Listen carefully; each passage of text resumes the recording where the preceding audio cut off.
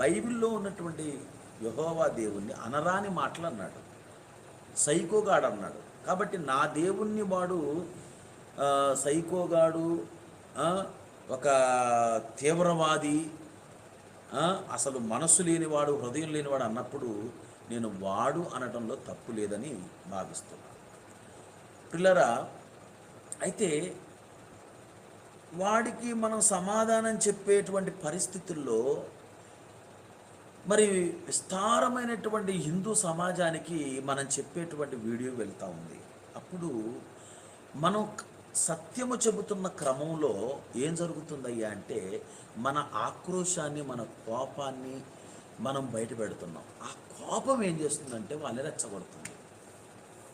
హిందువుల్ని రెచ్చగొట్టడానికి వీడియోలు చేసే విధంగా మన సత్యం చెప్పొద్దు, కానీ వాళ్ళను ఆలోచింపజేసే విధంగా మన సత్యం